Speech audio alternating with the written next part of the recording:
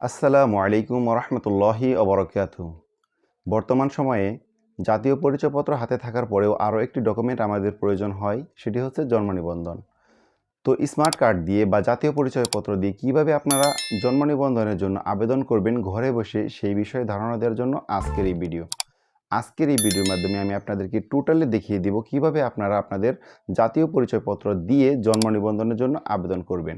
তার জন্য প্রয়োজন হবে আপনার জাতীয় পরিচয়পত্র এপিটুপিট করে একটি ফটোকপির স্ক্যান কপি, সেটি আপনার কম্পিউটারে বা আপনার ফোনে একটি ফোল্ডারে মজুদ রাখতে হবে। সেই সাথে বাড়ির চৌকিদারি ট্যাক্সের কাগজ বা চৌকিদারি ট্যাক্সের রসিদ যেটি পরিশোধকৃত, সেটিও আপনার স্ক্যান করা থাকতে হবে।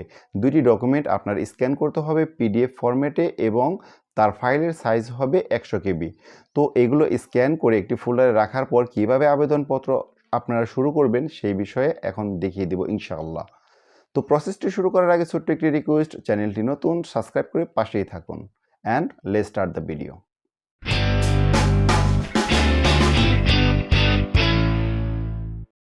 তো চলে এলাম ডেস্কটপে। এখান থেকে আমাদের একটি ব্রাউজার সিলেক্ট করতে হবে। সেই ব্রাউজারটি আমরা নিয়ে নিচ্ছি ক্রোম ব্রাউজার, এবং সেই সাথে একটি লিঙ্ক আপনাদের দেখাচ্ছি, সেটি আমার আগে থেকে সেভ করা ছিল, এই জন্য আমি জাস্ট লিঙ্কে ক্লিক করব।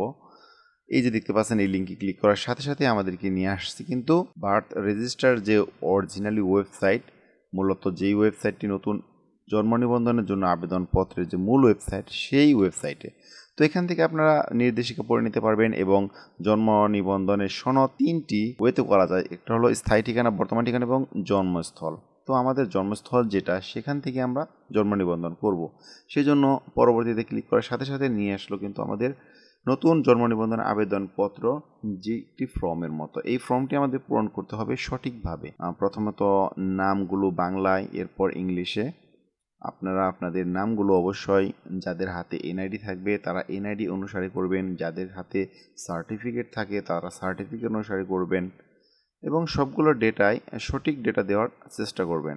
কারণ ভুল ইনফরমেশন দিলে আপনার জন্ম নিবন্ধন হয়তো বা নাও হতে পারে, রিজেক্ট করে দিবে আপনাদের নিবন্ধন কার্যালয় থেকে। তো আমরা প্রথমে বাংলা নাম এবং ইংরেজিতে নাম ক্যাপিটাল লেটারে, মানে বড় অক্ষরে নামগুলো দিয়ে দিচ্ছি। এরপর জন্ম তারিখ যথাযথভাবে বসাতে হবে। আমাদের হাতে এনআইডি আছে, আমি এনআইডি দেখে দেখে আমাদের জন্ম তারিখটা আমরা এখানে প্রবেশ করাচ্ছি। তো জন্ম তারিখ প্রবেশ করানো হয়ে গেলে আপনাদের অ্যাটাচমেন্ট অ্যাবিলিটি চেক, মানে আপনার কি কি অ্যাবিলিটি লাগবে জন্ম নিবন্ধনের জন্য, সেরকম একটি নির্দেশিকা আসবে। তো এখান থেকে আপনারা এই লেখাগুলো ভালো করে পড়ে নেবেন। আর যদি আপনার হাতে ডকুমেন্টগুলো থাকে তাহলে অবশ্যই আমার কাছে ডকুমেন্ট আছে এইটাই বাটনে ক্লিক করবেন। আর যদি না থাকে, আমার কাছে ডকুমেন্টগুলি নেই, তাহলে নেই থাকলে আপনার বন্ধ হয়ে যাবে। আমার কাছে ডকুমেন্ট আছে, সেজন্য আমি আছেতে ক্লিক করলাম। এরপর ওনার লিঙ্গ এটা সিলেক্ট করে নিতে হবে, যেহেতু মহিলা সেজন্য আমরা মহিলা সিলেক্ট করে নিচ্ছি।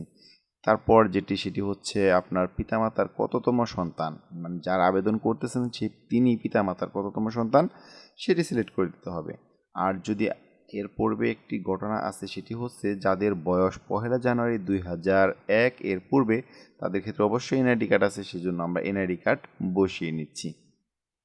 তো এনআইডি কার্ডের নাম্বারটা এখানে বসিয়ে নেওয়ার পর আমাদের জন্মস্থানের ঠিকানা, এই ঠিকানাটাও আমাদের সঠিক করে বসিয়ে নিতে হবে। আমরা আমাদের ঠিকানা দিয়ে দিচ্ছি। আর সবগুলি ডকুমেন্ট অবশ্যই আপনাকে ভালো করে চেক করে তারপরে এখানে প্রদান করতে হবে। কোনো প্রকার ভুল ইনফরমেশন কিন্তু দেওয়া যাবে না। আমরা যেহেতু জন্মস্থল নাল্লাপোলাতে, এই জন্য আমরা আমাদের উত্তর নাল্লাপোলা সিলেক্ট করে নিচ্ছি গ্রাম হিসেবে। এরপর যেগুলো ডেটা আমরা বাংলায় প্রদান করব, সেই ডেটাগুলো আমাদের ইংলিশেও প্রদান করতে হবে, যেহেতু আমরা দুইটা ভাষণেই জন্ম নিবন্ধন কালেক্ট করতে চাই। আর এই নামগুলো টাইপ করার সময় অবশ্যই ইংলিশ ক্যাপিটাল লেটারে আপনারা টাইপ করবেন।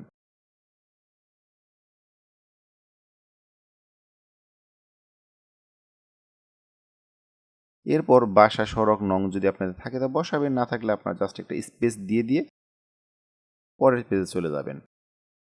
পরের পেজে আসার পর পরবর্তীতে এখানে পিতার নাম, যেহেতু তিনি মৃত, সেজন্য আমরা তার নামটা মৃত হিসেবেই দিয়ে দিচ্ছি। বাংলাতে মৃত এবং ইংলিশে লেট বা আপনার যেটা দেন আর কি। তো বুঝাইতে পারলেই হলো।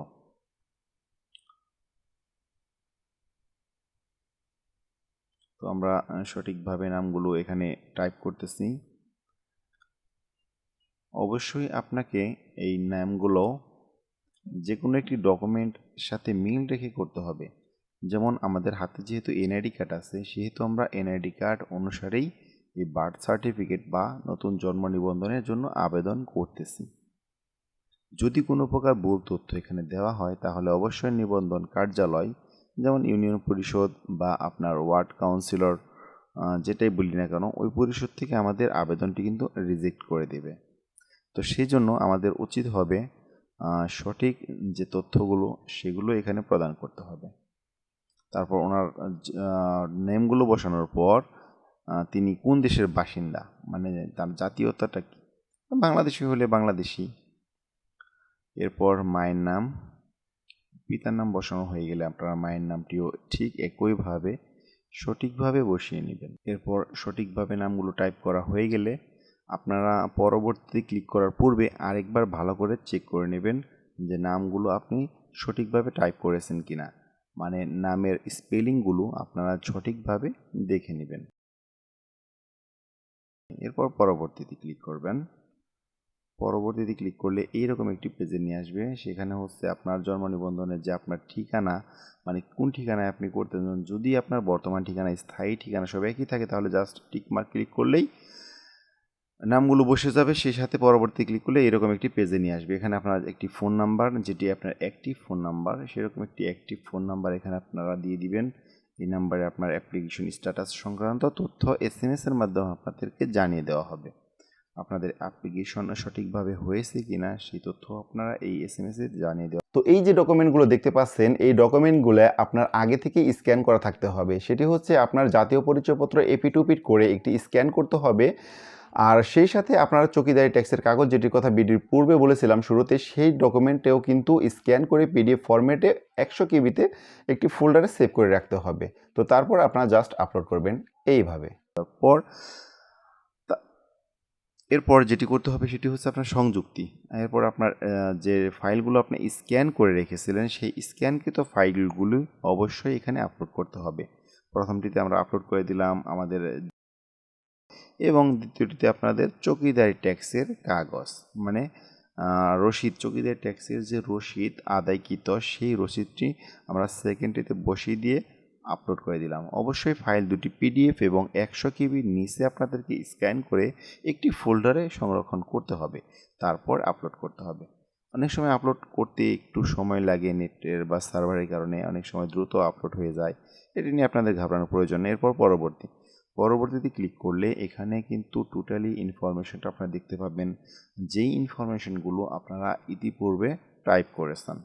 তো সবগুলি ইনফরমেশন আবারও ভালোভাবে মিলিয়ে নিয়ে তারপর আপনাদের সাবমিট করতে হবে। আমরা নামগুলি আবার মিলিয়ে নিচ্ছি। তো আবেদনকারী যদি নিজ হয় তাহলে নিজ, আর আবেদনকারী যদি অন্য কোনো পার্সন হয় তাহলে তার নামটি দিয়ে দিতে হবে এবং তার NID নাম্বার দিতে হবে। তারপর সাবমিটে ক্লিক করলেই একটু লোডিং হয়, অনেক সময় দ্রুত হয়ে যায় সেটি। এরপর দেখতে পাচ্ছেন আমার স্ক্রিনে কিন্তু চলে আসছে আবেদনপত্র সফলভাবে সাবমিট হয়েছে। আবেদনপত্রটি প্রিন্ট করে সংরক্ষণ করতে হবে এবং সেই সাথে এই আবেদনপত্রটি আপনাদের নিবন্ধন কার্যালয়ে 15 দিনের ভিতরেই জমা দিতে হবে। তো এই ছিল আজকে সংক্ষিপ্ত ভিডিও টিউটোরিয়াল। আমি এখানে দেখানোর চেষ্টা করেছি কিভাবে আপনারা জাতীয় পরিচয়পত্র দিয়ে জন্ম নিবন্ধন, অনলাইন জন্ম নিবন্ধনের জন্য আবেদন করবেন। যারা বুঝতে পারছেন তাদের জন্য মোস্ট ওয়েলকাম, যারা বুঝতে পারেন নাই তারা কমেন্ট বক্সে জানাবেন, আমি সেখানে রিপ্লাই দেওয়ার চেষ্টা করব। আর দেখা হচ্ছে পরবর্তী নতুন কোনো ভিডিওতে, নতুন কোনো বিষয়, নতুন কোনো সাবজেক্ট নিয়ে। সে পর্যন্ত আল্লাহ সুবহানাহু ওয়া তাআলা সবাইকে ভালো রাখুন, সুস্থ রাখুন, সেই আশা ব্যক্ত করে আজকে বিদায় নিচ্ছি। আসসালামু আলাইকুম ওয়া রাহমাতুল্লাহি ওয়া বারাকাতুহু।